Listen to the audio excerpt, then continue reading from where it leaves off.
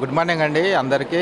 సో ఈరోజు మన government ITI college ఏదైతే ఉందో బాయ్స్ కాలేజ్, అందులో మనకు ఏటీసీ డిపార్ట్మెంట్లో అప్రెంటిస్‌షిప్ మేళా నిర్వహించడం జరిగింది, ప్రధానమంత్రి యోజన వాళ్ళది. ఓకే, అందులో మేము వరుణ్ మోటార్స్ నుంచి వచ్చినాము. సో చాలామంది ఇక్కడ పిల్లలు హాజరయ్యారు.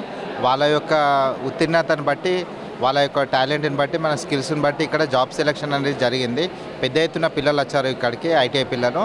సో చాలామందికి మంచి ఉపాధి కల్పించడానికి మల్టీనేషనల్ కంపెనీస్ కూడా వచ్చాయి ఇక్కడ. మ్యానుఫ్యాక్చరింగ్ ప్లాంట్ కానీ, బ్యాటరీస్ కంపెనీస్ కానీ, నెక్స్ట్ రోబోటిక్స్ పైన కంపెనీస్ కానీ, చాలా వివిధ ట్రేడ్లో ఏదైతే diesel mechanic, electrician, robotics plus మళ్ళీ ఇంకో సిఎన్సి మిషన్ పైన కోర్స్ ఏవైతే కంప్లీట్ చేసినారో వాళ్ళందరికీ జాబ్ ప్రొవైడ్ చేయడం అనేది జరుగుతుంది ఇక్కడ. సో ఈ అవకాశాన్ని చాలామంది యూటిలైజ్ చేశారు. మరియు ప్లస్ మళ్ళీ నిజామాబాద్ జిల్లా గల మన ఆర్టీసీ డిపార్ట్మెంట్ నుంచి కూడా మేనేజర్ వాళ్ళు వచ్చి పిల్లలకి అప్రెంటిస్‌షిప్ మేళా కూడా వాళ్ళకు సర్టిఫికేట్కి ఏదైతే పాస్ అయిన వాళ్ళకి తీసుకోవడం కూడా జరిగింది. ఇలాంటి ఇంటర్వ్యూస్ చేయడం వల్ల మనకు చాలామందికి పిల్లలకు ఉపాధి ఇవ్వడం జరుగుతున్నది. థ్యాంక్ యూ అండి.